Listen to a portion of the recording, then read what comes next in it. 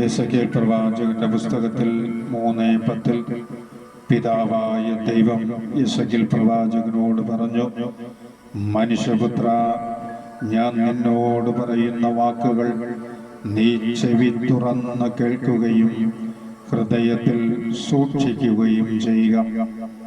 ഈ പ്രഭാതത്തിൽ പിതാവായ ദൈവം നമ്മോട് അരുളുന്ന ജീവന്റെ വചനം കേൾക്കുവാൻ നമ്മുടെ കാതുകളെ ദൈവസന്നിധിയിൽ നമുക്ക് തുറക്കാം.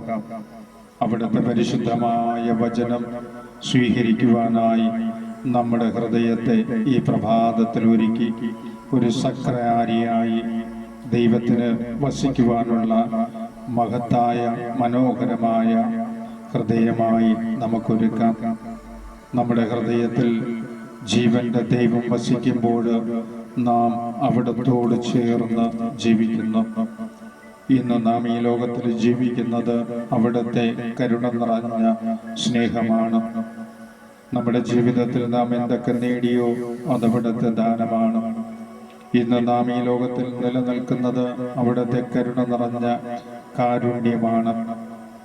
ഇതാ നാം എപ്പോഴും ദൈവത്തെ സ്തുതിക്കുവാനും മഹത്വപ്പെടുത്തുവാനും അവിടുത്തെ ആരാധിച്ച് അവിടത്തേക്ക് നന്ദി പറയുവാനും കടപ്പെട്ട മക്കളാണ്. 1 സാമുവേൽ 3:10 ബാലനായ സാമുവേൽ ഇപ്രകാരം പറഞ്ഞു, കർത്താവേ, അരുൾ ചെയ്താലും അങ്ങയുടെ ദാസനിതാ ശ്രവിക്കുന്നു.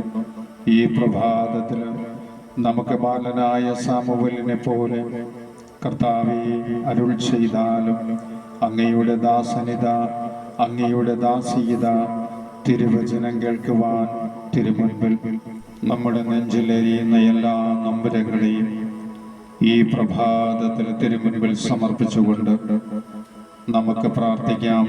പിതാവായ ദൈവമേ, അവിടുത്തെ ദാനമായ പരിശുദ്ധാത്മാവിനെ ഞങ്ങൾക്ക് നൽകിയ രക്ഷകനായ യേശുനാഥനിലൂടെ ആത്മാവിനെ ഞങ്ങളിലേക്ക് അയച്ച് ഞങ്ങളെ ശക്തിപ്പെടുത്തി അവിടുത്തെ മക്കളാക്കി മാറ്റണമേ. പിതാവായ ദൈവമേ, ഞങ്ങൾ അവിടുത്തെ ആരാധിച്ച് സ്തുതിക്കുന്നു.